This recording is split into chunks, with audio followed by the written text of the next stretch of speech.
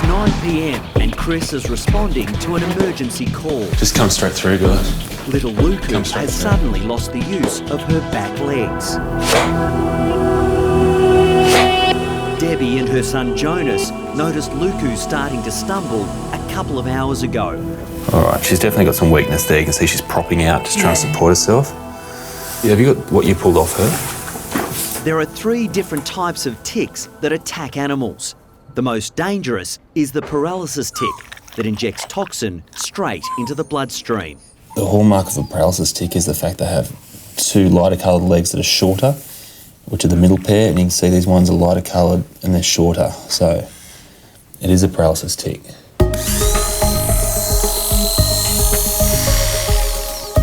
You can see the size of that crater. That tick's actually been there for quite a while. Yeah.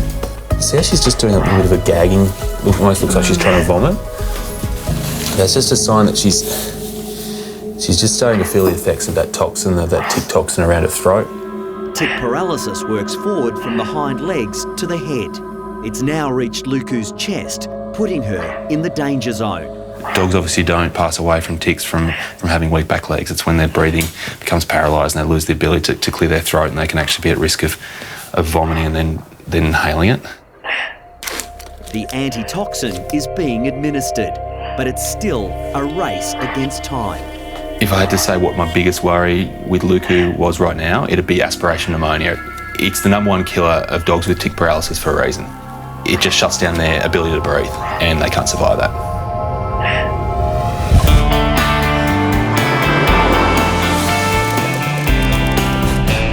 Lisa, got one for you. Oh, God. What's happened? We tried to jump over a fence to get away from a dog. Oh, my gosh. That is a deep, deep wound. At the Bondi Referral Hospital SASH, buddy. 4-year-old Jonty is in Let's have a serious closer trouble. look. Oh, goodness. Even emergency vet Lisa Chimes is shocked by the size of the wound. You can see the underlying muscles there. That's pretty nasty. That's his jugular vein just sticking up there. I mean, this laceration is millimetres away from it. If he lacerated that, he wouldn't be here with us right now. He bolted down the side of the house to run away from the dog, and either the dog's swiped him, which I don't think so, or he's got himself caught on the fence just jumping over. I just saw Martin carrying the cat in and blood everywhere, so it was pretty scary. Looking through it, it's just black. I mean, it's penetrating right up under his shoulder. I'm surprised it hasn't actually punctured into his chest. He's breathing normally, and that's pretty lucky. Hey, baby, let's just give you this. We don't actually know how much he's bled, but the damage could have already been done.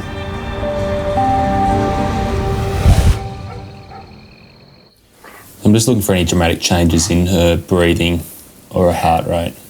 Back at Bondi, Luku is now struggling to breathe as the paralysis tick poison continues to infiltrate her system.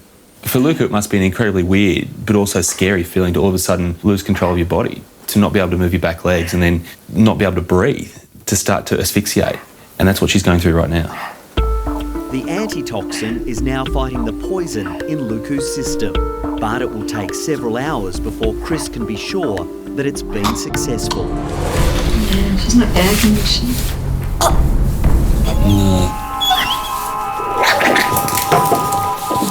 That's probably a response to the toxin. Yeah. If she makes an attempt to vomit and actually doesn't bring it up properly and then takes a big deep breath inwards, then that vomit goes straight into her lungs, and from there she can't breathe through that, and it could be the end of her.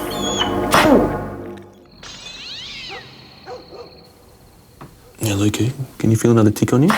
If so, you got to tell us where it is. Otherwise, we've got to spray you. We've got to spray you, don't we?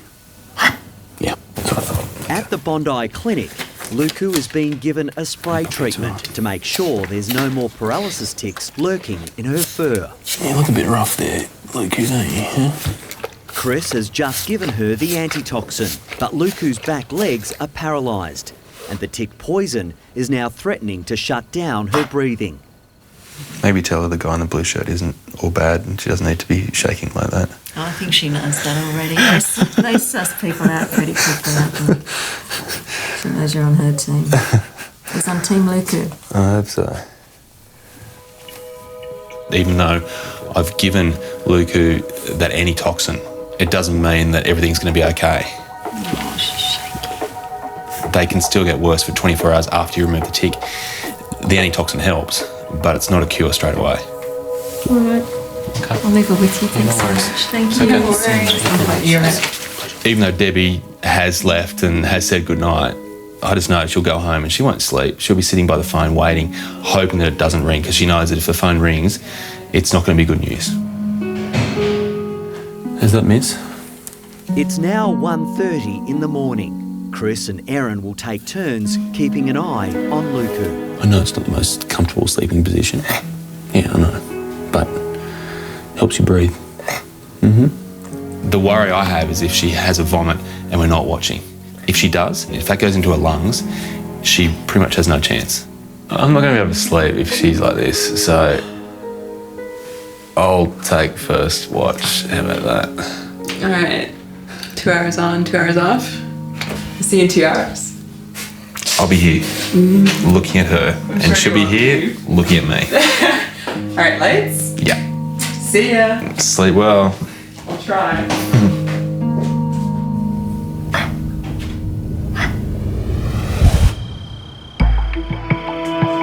Good kitty, hey? Can't use the other side, it's too close to that wound. At Sash, Jonty is suffering horrific injuries after trying to escape from the family dog. I really don't think their family's dog's to blame. This is too clean, it's not bruised enough, it does not look like a dog bite. My initial reaction was shock. I mean, I don't think I was as shocked as his owners were, but that's a pretty gaping wound. We've done some blood tests, and the good thing is that he hasn't actually lost too much blood, so it looked like a lot on the towels, but when we actually ran the blood test, it didn't appear to have affected his system too badly. You used up one of your lives there, Puss. Infection's definitely an issue. I mean, that's an open wound. It's been on a dirty surface. Those bugs can get in there and really cause quite a bad infection, so we have to cover him with antibiotics. You are one of the luckiest cats ever. Go get your mum and dad, huh? It's already well past bedtime for Blake and Abby, but they've been allowed to stay up to say goodnight to their wounded mate. Can I say goodnight to you? I think Kirsten did the right thing by encouraging the kids to come out, because otherwise they'd go home to bed with this vision of their cat just gushing blood. Thank you. We'll look after him.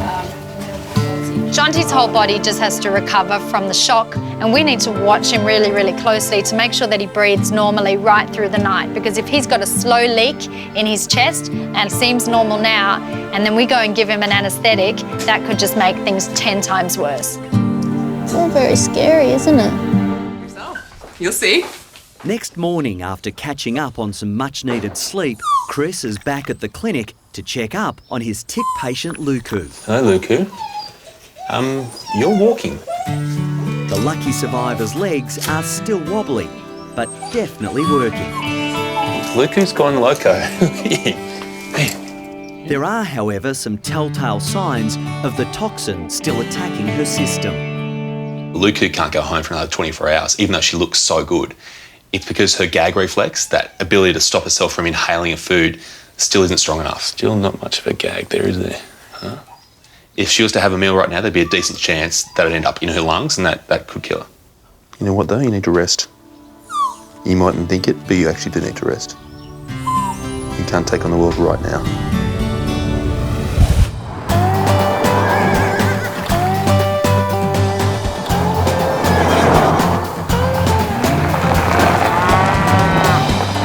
Timmy, hey Obi. Hey, g'day mate. Hey Chris. For Chris's next appointment, he's meeting up with Tim and Obi from the Australian Reptile Park. Too. They're on an unusual call out to a nearby emu farm, where one of the natives is in constant pain. So what do we know about it? Well, we know it's been an ongoing problem and it flares up, but no one has been able to catch it. I'm used to getting calls from Tim about all sorts of things. Today it's an emu with a sore leg. Dorothy has been limping for weeks, and her owner Jenny is desperate for a solution. Although she's tame, I can't catch her and hold her foot. So I emailed the boys, because they've helped me before, and just said, what do you think I should do? And they said, do you mind if we bring the Bondi Vet? So I said, oh, that'd be great. It's not supposed to be like that, is it? That swollen bit underneath. No, I mean, you can see around the base of the leg there, almost her ankle joint. It's so much thicker on that right side. It is bothering her. To examine Dorothy, Chris will have to contend with her overbearing partner.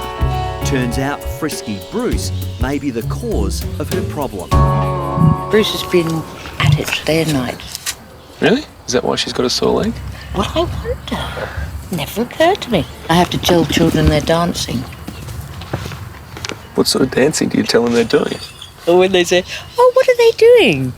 Piggyback dancing? Yeah. Yeah. Piggyback dancing. I've never seen that done.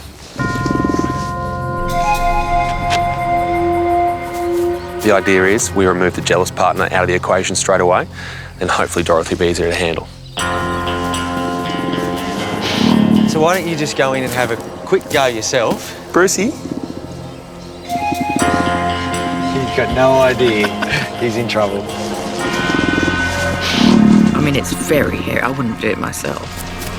What was that? You can't run like that.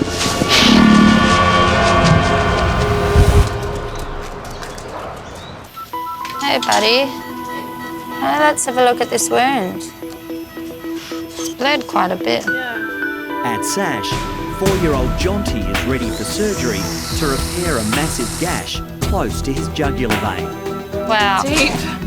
That's extending right up under his shoulder. All right, let's just flush the bejesus out of it. Jonty injured himself trying to jump the fence to escape the family dog. That's nasty. He's really going to be prone to infection with this.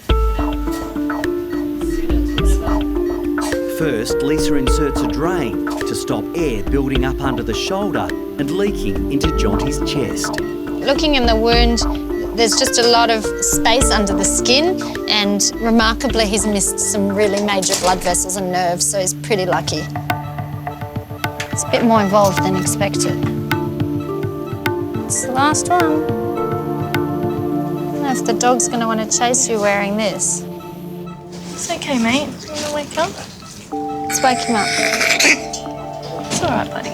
We'll have a look at the wound in a few days' time, see how it's going, and we're really just going to take it step by step. All right, buddy? That's okay, sweetie pie. Just got to wake up. Come on, Bruce. At the emu farm, Chris and Tim are trying to round up the jealous Bruce so they can examine his injured partner, Dorothy. That's it. Come around. Bit quicker. Bit quicker. He's going to go. Okay, we'll start. Hold up. Yep. Yep. Under. One arm under. That's it. Watch your feet. Got him? Got him? Yep. You're right, big guy? I'll get the gate. Yeah, heavy, mate. Gate's shut. Oh. That's one way to let him go, Chris. That's the best look, though. That was well done, mate. Now the team need to pin down Dorothy. Okay, that's it, nice and slow. Owner Jenny is worried about both her emu and what injuries she might inflict on the boys. Watch those feet. That's all right. Yep. Just grab on there, Chris. One under the butt. That's it. Up. Right, bit of weight on. Whoa, weight on. That's it. Yep. They're very strong, and when those legs kick, you know, they could really do... Just trying to find out where the swelling is. There's just too much fluid here for this to be normal. Very sore there, so that's when she's struggling each time. At the emu farm, Chris is finally able to examine Dorothy's injured foot, but she's still stressed. Just looking for any cuts or puncture wounds that could have meant that some bacteria have got into this joint here. That was close. So we've either got arthritis there or we've got an infection. I reckon we've got 2 minutes, mate. Yep. I think most likely what it is, given her age, that she's actually strained that joint and brought on a bit of arthritis, and that's why we've got that swelling, and why it gets better, then it gets worse again. She just keeps on re-injuring it. Almost done, girl. Almost done. Almost done. Nearly done, Dorothy. Nearly done. So the plan is to give her some anti-inflammatories. And also give her some antibiotics just to prevent any bacteria being sucked into that area because of all the inflammation in that joint. Okay, we're good. Well done. Okay, you want to let it go? Yep. 1, 2, 3. Poor darling. It's all right, sweetie. It'll get better. If the injections will, you know, relieve her of the pain, and if it is bacteria and we can get rid of it, it'd be fantastic. I mean, if it's early onset arthritis, then, well, her and me both.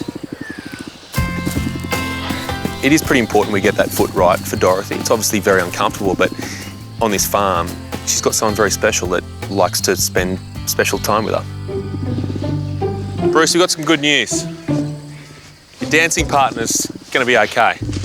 Only 1 hour later, the old bird's already starting to show signs of renewed vigour. Oh, Here she is. in fact, she's come to see you, Bruce. You might be in trouble, buddy. Good job. Oh, you're a big boy. You're a big cat. You're a beautiful boy. I think we have to get the pink bandage off. 1 day after surgery, and Jonty's shocking wound is healing well. It's looking really good, Jonty. Hello. Come in here. I can let him out. Not only Jonty was in shock, but the whole family was in shock when they came in, so the reunion's going to be lovely. How'd you come? Look who's here. It's a big boy. There you go. So did you find out how it happened? Yeah, we actually discovered when we got home there was a sheet of glass on the other side of the fence, so I think he's fallen down and clipped the edge of the glass. Oh my goodness. At least it wasn't Maverick who did it. Yeah, it's peace of mind knowing it wasn't the dog. I cannot believe that Jonty actually fell onto a shard of glass. I mean, he could have cut his throat. He is so lucky to be here with us today. Bye, guys. Bye. Bye, Jonty. Luku, can you eat safely, huh? You ready? Well, it's gone. There was meant to be some suspense there, but you swallowed it. At Bondi, tick patient Luku is now eating without any problems. Lick clean. And has convinced Chris she's ready to go home. There you go. Hello, Luku. Hello, darling. Oh, you're better? Oh, sweetness. All 4 legs in full working order. That's the way we like you. You're going to get in one more lick? No legs? You just want to go, don't you? I thought so. See you, Debbie. Thanks a lot. That's all right. No problem. Bye-bye. I'm sure she'll remember. That's what they all say. Rejection, it's a hard one to take. A patient with a bizarre condition is on his way to see Chris. Hey! How you going, Neil? Yeah, I'm good, Leo. His bemused owner, Lee, was a vet nurse at the Bondi Clinic. Oh, what we got happening here? Yeah, he's got a little something growing on his leg here. Wow. It's like almost, it sounds a bit funny, but like a third testicle swinging in the wind there. It's just so big. It's definitely one of the strangest things I've ever seen. People were just standing at the lights going, what the hell is that? Makes you feel like a neglectful dad. Ziggy, come on, this way, boy. Come on, let's go. What the hell is that? This is a little something that's been growing for a bit over a year, I think. A year? Yeah. How can you... Well, you know, it started off a little small and then just kind of escalated a lot. And suddenly, since it's got a lot bigger recently, the weight of it's gotten a lot bigger, yeah. You can see the sheer volume. I'm trying to be serious and maintain my professional integrity, and all the while I'm just thinking, well, look at that thing. What is it? It is like a Chihuahua speedball, isn't it? It really is. You could start your own Chihuahua gym and sit there just going whack, whack, whack, whack, whack, whack, whack, whack. It is almost comical, but it could have a very serious side to it. You can actually see he has actually been banging in on things. Does he seem in pain with it? Does he ever yelp out with it? No, it doesn't. He never ever complains at all. While it looks like a cricket ball in a stocking, it feels like it's full of fluid, which to me is quite reassuring, because if it was just a mass of tissue, I'd be quite worried. The very real risk here is that that lump could actually get caught on something when Ziggy's walking past it. That'd be nasty. It's probably not going to surprise you too much when I say to you this has to come off. Yeah, I was actually hoping it would. I'll open it up once I've taken it off and have a quick look. But I guess the hope is that it isn't anything too serious. Okay. You're a good boy. On a busy freeway, a Bondi Vet camera crew are caught up in traffic chaos. Mother duck and her babies have taken a tragic wrong turn. People are just stopping. Cars are stopped. There's people jumping out of their cars and just scrambling around the cars trying to catch these little ducklings. In a panic, the mother duck flies off, abandoning her ducklings. One right under your car here. Now orphaned, it's imperative the chicks are caught and brought to safety. Geez, one just went under a car. Oh, it's out the other side, I think. Going out that side. Geez, so quick. This is crazy. Right now, thanks, officer. The Good Samaritan couple are now taking 9 ducklings to the nearby Sash Hospital. Sadly, there has already been one casualty. No, one got run over.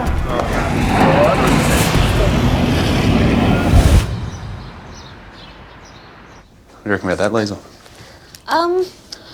I've seen them bigger. They get any bigger than that. Well, maybe not on dogs. Can't say that on TV, can I? The gigantic mass hanging off Ziggy's back leg needs to be removed for his safety. I've seen plenty of lumps that have taken my breath away in terms of how big they are. But I've never seen one that could trip the dog over. It's extraordinary. There is a risk that this is a tumour, but the way tumours, certainly nasty tumours, normally behave is that they invade into the body.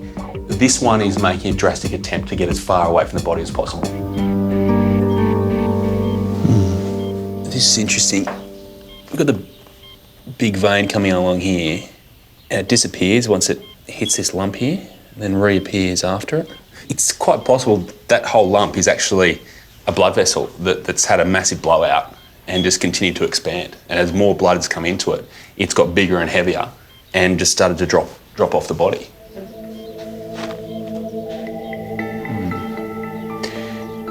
This might actually be a little bit more tricky than we thought. And the worry I've got now is that we've got a major blood vessel that I have to cut through and around. You get that wrong and it's going to be a bloody mess.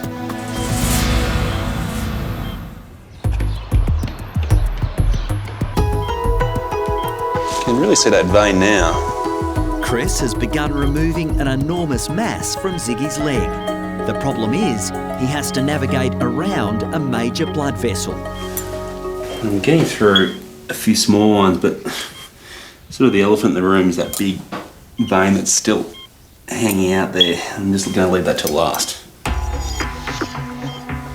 Anything this big is always going to have a really good blood supply, so if I even nick the big one, you guys will know about it.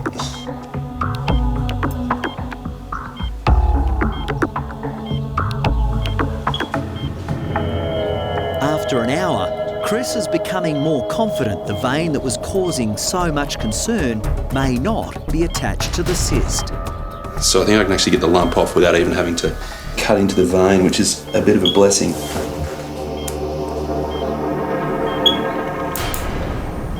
There it is. Honestly, I'm actually quite relieved that operation's over because it was a lot more touch and go than I thought it would be. People are watching, waiting. Samples of the mass will be sent to the lab to make sure it's not cancerous. Ziggy, meanwhile, will be staying at the clinic for a sleepover. You wait until you see what I've done to you. It's good. Really good. Are you ready to go to bed? You look like you could sleep it off. Yeah, that's what I thought.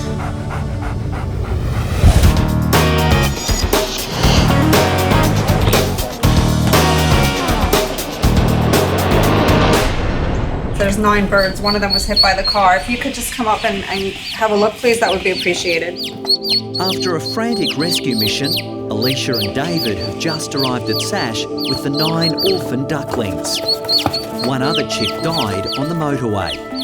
Oh, I love animals, so it's hard. Definitely. Hi, little guys. Look at you. Emergency vet Lisa Chimes now needs to check over the babies for any serious injuries.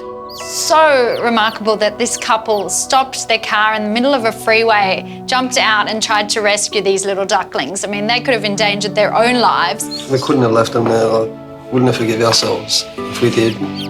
Looking for signs of head trauma, feeling their limbs and seeing if they've got any breaks in their wings and their bones. I mean, if these ducks are so tiny and so fragile that if they came into contact with a tyre or a car or anything on that freeway, they would not have stood a chance. Oh, you did good. Look at them, 9 out of 10. And it's thanks to you. I think it's an amazing effort. Thank you so much. Come on, little guys. Thank you. We don't actually get ducks here very often, so I've raided the fridge and stolen someone's lettuce for their lunch. This is service. I don't even cook like this for myself. Chopped it up finely, soaked it in water, and that's what they're going to get until I can find some proper duck food. Oh, I love that. Oh, my God. I've asked the nurses here if they can look after the ducks, but the hospital's full, we're busy. Been told, Lisa, take them home, keep them warm and bring them back alive tomorrow. No pressure. We're going on the freeway. At this time, you're going to be strapped in. At Sash, Lisa's shift is over, but the real work's just about to begin. She's on her way home to play foster mum to 9 lucky ducklings. You be good in the car, little duckies. The chicks were rescued from a motorway after their mum had left them to fend for themselves. Hello. Hi. Look what I've got. They're staying for the night. What the? In the bathroom. Hi. It's a big surprise for Lisa's husband Brad and their 4-legged family Nelson and Lucas. Nice to the baby duck. Love him. The dog's got one look at the cage. I let them meet their new brothers and sisters, and then Nelson licked his lips, and that was it. Big boys are staying here. Wait there, wait. Just wait. We'll come back to you in a second. I don't want to stress the ducks out too much, so the dogs have been banished, and they are not happy. He loves you. Just be fun. Oh my goodness, Brad. I don't know if Brad's cut out to be a father just yet. He's not coping very well. How many of these are there? He loves you. We've got 9 babies, Brad. Lisa. What? They've gone under the thing. Yeah, don't know if this is so good for the marriage. Brad, what are you doing? You're meant to be watching them. There they come. No, not on the bed. Go to bed. Everyone to bed. Come on, kids. In you go. Bedtime. 1, 2, 3, 4, 5, 6, 7, 8, 9. Bedtime. They'll be all right, Brad. Don't worry. They'll be okay. No.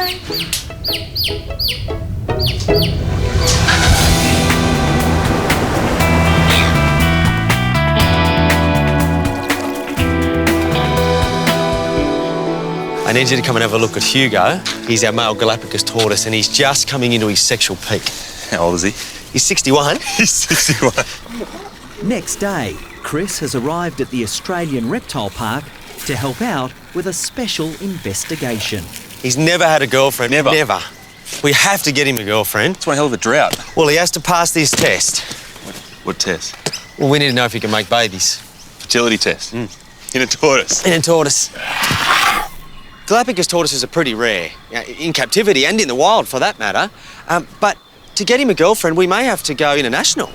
And you wouldn't want to do that if you could find out in advance that he wasn't able to make babies. Hugo's been looking for love in all the wrong places. He's fallen for a goose called Lenny. And he's also crazy about his keeper, Julie. Yeah, at the moment he thinks that I'm his girlfriend, so which is, it's nice, I suppose. It's a bit flattering, but at the same time, it'd be really nice for him to actually have his own real girlfriend. With no female tortoise in sight, Hugo's a frustrated bachelor. All of the rocks within his yard that even slightly resemble the shape and size of a female Galapagos tortoise, he's been a bit naughty with them. You're a good-looking man, Hugo, aren't you? You've got that sort of dignified, mature look.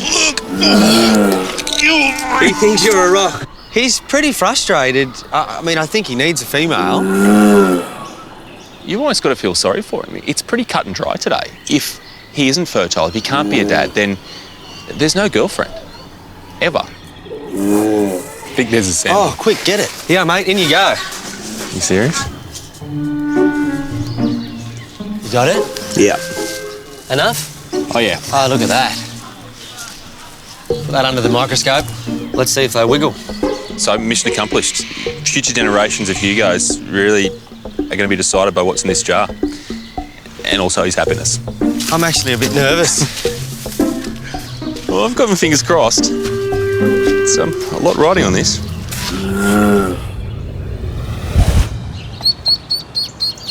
So I'm a little bit sad my little family's going. It was fun while it lasted, hey buddies? Lisa's 9 orphans have made it through the night. Hi. Hello. Now she's reluctantly handing them Hi, over Lisa. to the experts. We're lucky we've got some babies in care at the moment with an adult. Okay. So we'll just add them to the brood. I think there'll be 19 babies with one adult. You're cute. Oh, that's how you thank me. Hey? Surrogate mums, they can't count. Another 9 ducklings, no problem. All right. Good Thanks luck. very much, Lisa. Let me know what happens with them. Absolutely, and we'll be in touch. Maybe when we release them. Hopefully. Okay. Take care. See you later. Bye. Thank you. Thank you. Bye. I'm actually looking forward to a good night's sleep tonight. Yeah. Good luck to him.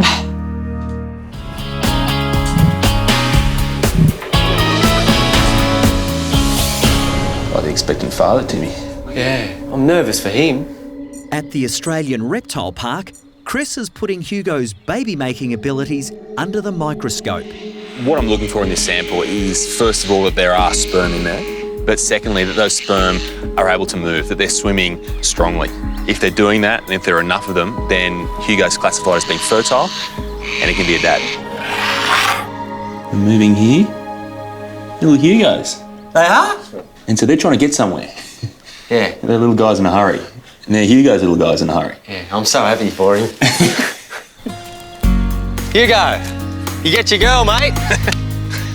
Good times coming up, Hugo. Now Tim has to get busy on the internet to find out just what suitable candidates are out there. I don't think he's going to be too fussy about which girl turns up.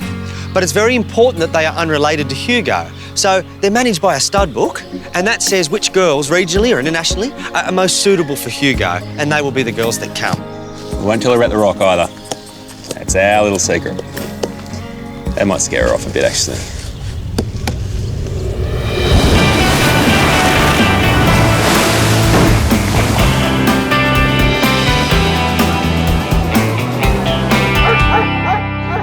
Later that day, Ziggy's trying to give Chris a message. Hey, Zig. You're missing something, aren't you? Yeah, you are. You're missing your little mate.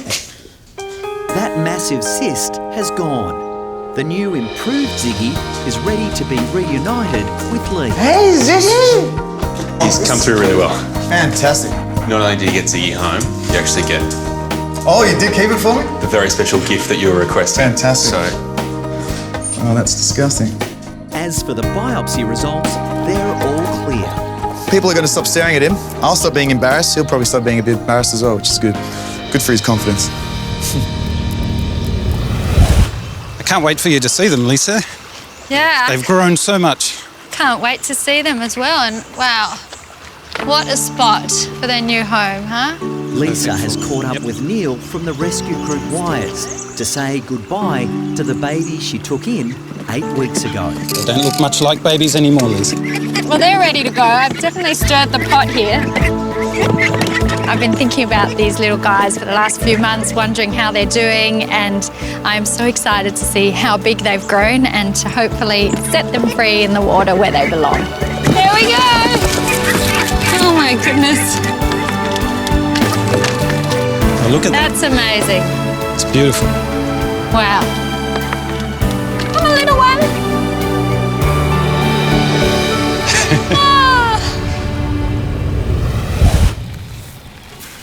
We've got some candidates that he can have a look at. That's why you got the laptop. Yep. You're matchmaking online? Yeah. You serious? Yep. Well, we can show him. Here you go. It's been several weeks since Hugo's fertility was confirmed. Look. Tim's been searching far and wide for a suitable mate. This is Shelley. She's 52 years old, and we believe that she's looking for love. Oh, I think someone else is looking for love She too. likes long walks along the beach and moonlight cinemas. She's never had a boyfriend in her life, and we think that she would be perfect for you. So now we begin negotiating and we get Hugo his girlfriend. Could take a little while because these things, you know, take a while in the process, but what a day. If they could see you now, you'd be getting nothing, I promise you. Oh, Hugo, settle down. In the meantime, it's only the best food, only the best conditions, and we get him looking handsome for her arrival. You imagine when Hugo sees her. She needs to be warned.